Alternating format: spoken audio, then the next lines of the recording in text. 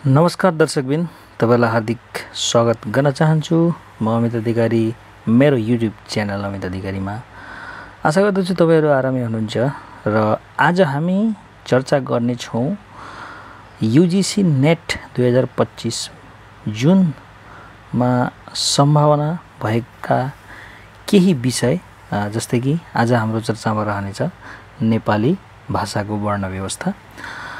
र यो विषयबाट हरेक वर्ष एउटा नभए दुईटा प्रश्न आइरहेको छ र आज हामी यसलाई चर्चा गर्नेछौँ र आशा गर्दछु यसले तपाईलाई धेरै सहयोग गर्नेछ। यसको चर्चामा हामी सोझै पस्दै सर्वप्रथम हामी जान्नुपर्छ कि नेपाली भाषामा वर्ण व्यवस्था भनेको के हो वा वर्ण भनेको के हो। जस्तै विभिन्न भाषामा वर्ण व्यवस्था आफ्नै किसिमको पाइन्छ।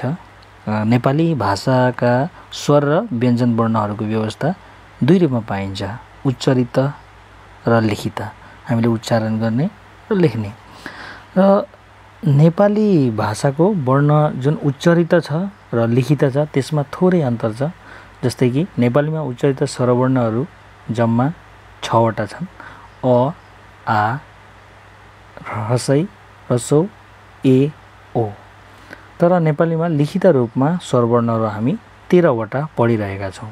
सरे अ, आ, ह्रस्वई, दीर्घई, ह्रस्व, दीर्घ, रि, ए, ओइ, ओ, औ, अङ, अ। यी हाम्रा स्वरवर्णहरू हुन्। र त्यसरी नै व्यञ्जन वर्णहरू नेपालीमा उच्चारित व्यञ्जन वर्णमा जम्मा 29 वटा छन्। क, ख, ग, घ, ङ, च, छ, ज, झ, ट, ठ, ड, ढ, त, थ, द, ध, न, प, फ, ब, भ, म, य, र, ल, व, स, ह। यी हाम्रा जम्मा 29 वटा उच्चारित हुन्। तर नेपालीमा हामी लिखित रूपमा जम्मा 36 वटा व्यञ्जन वर्णहरू पढ्ने गर्छौँ वा लेख्ने गर्दछौँ। यी हामी सबैलाई थाहा भएकै कुरो हो। यी हाम्रा भए स्वरवर्ण र व्यञ्जन वर्णहरू। र प्राणत्व र घोषत्वका आधारमा नेपाली वर्ण व्यवस्था कस्तो छ त नेपाली भाषाको, हामी त्यो आज सिक्नेछौँ। जस्तै कि प्राणत्वका आधारमा वर्ण निर्धारण कसरी गरिन्छ। अब फोक्सोबाट आउने सास प्राणको मात्रा वा शक्तिलाई प्राणत्व भनिन्छ। र प्राणत्वका आधारमा वर्णहरूलाई दुई भागमा बाँडिएका छन्, अल्पप्राण र महाप्राण। अब अल्पप्राणको विषयमा हामी पढ्दाखेरि कम मात्रामा सासको प्रयोग भई उच्चारित हुने ध्वनिलाई अल्पप्राण भनिन्छ। जब हाम्रो सास कम मात्रामा प्रयोग भएर ध्वनि उच्चारण हुन्छ त्यसलाई हामी अल्पप्राण भन्दछौँ। नेपालीमा जम्मा 17 वटा अल्पप्राण व्यञ्जन वर्णहरू छन्। जस्तै कि तपाईँले देखिरहनु भएको छ क, ख, ङ, च, ज, ट, ड, त, द, न, प, ब, म, य, र, ल, व। यी भए हाम्रा अल्पप्राणका ध्वनिहरू। र त्यसरी नै महाप्राण भनेको चाहिँ धेरै मात्रामा सासको प्रयोग भई उच्चारण हुने ध्वनिलाई महाप्राण भनिन्छ। नेपालीमा जम्मा 12 वटा महाप्राण व्यञ्जन वर्णहरू छन्। जस्तै कि ख, ग, ख, घ, छ, झ, ठ, ढ, थ, ध, फ, भ, स र ह। यी भए हाम्रा महाप्राणहरू। र अल्पप्राण र महाप्राणको जुन अन्तर छ त्यो पनि हामीले थाहा पायौँ। र त्यसरी नै अब घोषत्वका आधारमा वर्ण निर्धारण कसरी गरिन्छ त।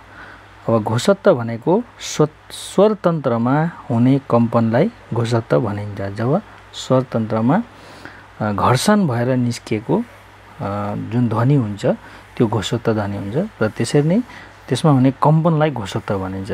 र घोषत्वको आधारमा नेपाली भाषाका वर्णलाई दुई भागमा बाँडिएका छन्, घोष र अघोष। र घोष ध्वनि भनेको के हो त।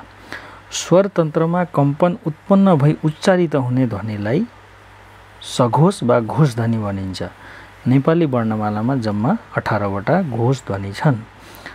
जब स्वरतन्त्रमा कम्पन भएर कुनै ध्वनि उच्चारण हुन्छ त्यसलाई घोष ध्वनि भनिन्छ र हाम्रो नेपाली वर्णमालामा हामी जम्मा 18 वटा घोष ध्वनिहरू प्रयोग गर्छौँ। जस्तै तपाईले देखिरहनु भएको छ ग घ ङ च झ ड ढ द ध न ब भ म य र ल व ह यी भए हाम्रा घोष ध्वनि र यी वर्णहरू यी ध्वनिहरू हामीले जब उच्चारण गर्छौं त्यतिखेर हाम्रो स्वर तन्त्रमा कम्पन भएर आउँछ। जस्तै कि ग घ भन्दाखेरि एउटा घर्षण भएको हामीलाई अनुभव हुन्छ वा कम्पन भएको एउटा अनुभव हुन्छ।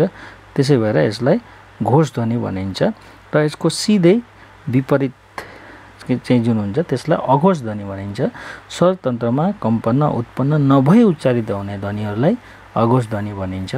नेपाली भाषामा जम्मा 11 वटा अघोष ध्वनिहरू व्यञ्जन वर्णमा पर्दछन्। जस्तै कि क ख च ज ट ड त द प ब स यी भए हाम्रा अघोष ध्वनि र घोष ध्वनि र अघोष ध्वनि चाहिँ जुन विपरीत छन् ती हामीले थाहा पायौं र त्यसरी नै हामीले आज नेपाली भाषामा रहेका घोषत्वका आधारमा र प्राणत्वका आधारमा नेपाली वर्ण व्यवस्था कस्तो छ त्यसको बारेमा हामीले जानकारी पायौं र आशा गर्दछु तपाईहरुले पनि यी कुराहरू यी विषयहरू बुझ्नुभयो भनेर र यो भिडियो तपाईहरुले मन पर्यो भने लाइक कमेन्ट र शेयर गर्न नभुल्नु होला र साथै मेरो च्यानललाई सब्स्क्राइब गरिदिन पनि नभुल्नु होला।